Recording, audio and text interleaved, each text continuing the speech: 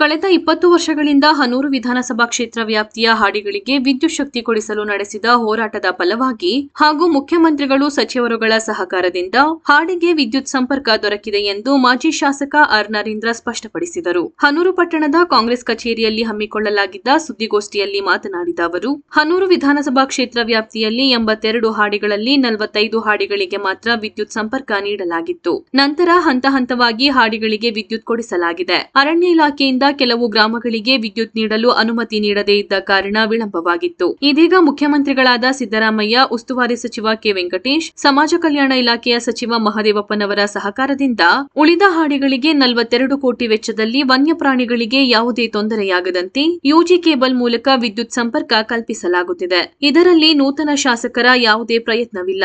ಅವರು ಪ್ರಯತ್ನ ಮಾಡಿರುವುದನ್ನು ಸಾಬೀತುಪಡಿಸಲಿ ಎಂದು ಶಾಸಕ ಮಂಜುನಾಥ್ ಹೆಸರನ್ನು ಹೇಳದೆ ವಾಗ್ದಾಳಿ ನಡೆಸಿದರು. ಕಳೆದ 20 ವರ್ಷಗಳ ಪ್ರಯತ್ನಕ್ಕೆ ಇದೀಗ ಫಲ ಸಿಕ್ಕಿದೆ. ಪ್ರತಿಯೊಬ್ಬರೂ ಸಹಕಾರ ಕೊಟ್ಟವರನ್ನು ನೆನಪಿಸಿಕೊಳ್ಳಬೇಕು. ಯಾವುದೇ ಒಂದು ಸಮಸ್ಯೆಯ ಬಗ್ಗೆ ಮಾಧ್ಯಮಗಳಲ್ಲಿ ಸುದ್ದಿ ಬಂದ ತಕ್ಷಣ ಸಮಸ್ಯೆ ಬಗೆಹರಿಯುವುದಿಲ್ಲ. ಸರ್ಕಾರದ ನೀತಿ ನಿಯಮಗಳಂತೆ ಕೆಲಸವಾಗಬೇಕಿದೆ. ಅದರಂತೆ ಹಾಡಿಗೆ ವಿದ್ಯುತ್ ಸಂಪರ್ಕ ನೀಡಲಾಗಿದೆ. ಹಾಡಿಗೆ ವಿದ್ಯುತ್ ಸಂಪರ್ಕ ನೀಡಲು ಸಹಕರಿಸಿದ ಮುಖ್ಯಮಂತ್ರಿಗಳು ಸಚಿವರಾದ ಕೆ. ವೆಂಕಟೇಶ್, ಮಹದೇವಪ್ಪ, ಈಶ್ವರ್ ಖಂಡ್ರೆ, ಸಂಸದರಾದ ಸುನಿಲ್ ಬೋಸ್ ರವರಿಗೆ ಕ್ಷೇತ್ರದ ಪರವಾಗಿ ಅಭಿನಂದನೆ ಸಲ್ಲಿಸುವುದಾಗಿ ತಿಳಿಸಿದರು. ಈ ವೇಳೆ ಪಟ್ಟಣ ಪಂಚಾಯಿತಿ ಸದಸ್ಯ ಗಿರೀಶ್ ಹಾಜರಿದ್ದರು. ಏನು ನಡೀತಿತ್ತು ಅಂತ ನಾನು ಅಲ್ಲಿ ಹೇಳ್ಬೋದಾಯ್ತು. ಅವಾಗ ಅದ್ರಲ್ಲಿ ಬೇಡ ಅಂತಕ್ಕಂಥದ್ದು ನಾನು ಹೇಳಿಲ್ಲ.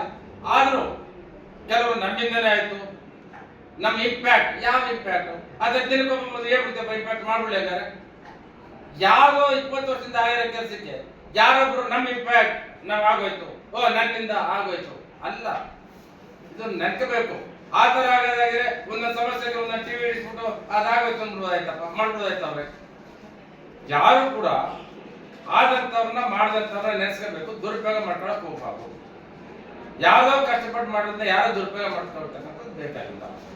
ಸಂತೋಷ, ನಾವೆಲ್ಲ ಹಿಂದಿಂದ ಮಾಡ್ಕೊಂಡ್ಬಂದ್ವಿ. ಇನ್ನೊಬ್ರು ಯಾವುದರಿಂದ ಆಗ್ತದೆ, ಅವರು ಸಂತೋಷ ಪಡಲಿ, ನಾವು ಸಂತೋಷ ಪಡೋಣ. ಆದ್ರೆ ಅದೆಲ್ಲದಕ್ಕೂ ನಾನೇ ಕಾರಣ ಅಂತಕ್ಕಂಥ ಇದೆಯಲ್ಲ, ನಾನೇ ಕಾರಣ ಅಂತಕ್ಕಂಥವ್ರು ನಾನು ಕೇಳ್ತೀನಿ. ಇವರು ನವೆಂಬರ್ಲಿ ಮೀಟಿಂಗ್ ಕರೆದ್ರೆ ಸಿಎಂ ಇವ್ರು ಹೋಗಿದ್ರಾ? ಡಿಸೆಂಬರ್ ಎಲ್ಲರೂ ಕರ್ಕೊಂಡು ಮೀಟಿಂಗ್ ಕರೆದ್ರೆ ಇವ್ರು ಹೋಗಿದ್ರಾ? ಮನೆ ಮಂತ್ರಿಗಳೆಲ್ಲ ಮೀಟಿಂಗ್ ಕರೆದ್ರೆ ಹೋಗಿದ್ರ? ಯಾವ ಮೀಟಿಂಗ್ ಒಂದು ಎಲ್ಲೂ ಹೋಗೋದಕ್ಕೆ ಕಾಣಲಿಲ್ಲ. ಆದ್ರೆ ಇವ್ರು ಹೋಗದಿದ್ರು ಕೂಡ ನಮ್ಮ ಇದ್ರ ಬಗ್ಗೆ ಕಾಳಜಿ ತಗೊಂಡು ನಮ್ಮ ಉಸ್ತುವಾರಿ ಸಚಿವರು ಮಾದೇವರವರು ನಮ್ಮ ಕ್ಷೇತ್ರದ ಬಗ್ಗೆ ಬಹಳ ಮಾಡಲೇಬೇಕು ಅಂತಕ್ಕಂಥ ತಗೊಂಡು ಅವರೆಲ್ಲ ಮಾಡಿದ್ರು. ಸೊ ಅದೆಲ್ಲದ್ರ ಪರವಾಗಿ ಇನ್ನು 1 ತಿಂಗಳು 1.5 ತಿಂಗಳಲ್ಲಿ ಅಥವಾ 2 ತಿಂಗಳಲ್ಲಿ ಇಡೀ ನಮ್ಮ ವಿಧಾನಸಭಾ ಕ್ಷೇತ್ರದಲ್ಲಿ ಯಾವುದೇ ಹಳ್ಳಿನಲ್ಲೂ ವಿದ್ಯುತ್ ಶಕ್ತಿ ಇಲ್ಲ ಅಂತಕ್ಕಂಥದ್ದು ಇರಲ್ಲ. ವಿದ್ಯುತ್ ಶಕ್ತಿ ಒಂದಾದ್ರೆ, ರಸ್ತೆ ಒಂದಾದ್ರೆ ಇದೆಲ್ಲ ಮೂಲಭೂತ ಸೌಕರ್ಯ ಅದೇ ಬರ್ತದೆ. ವಿದ್ಯುತ್ ಶಕ್ತಿ ಇಲ್ಲದರಿಂದ ಬೇರೆ ಏನೂ ಆಯ್ತಿರಲಿಲ್ಲ.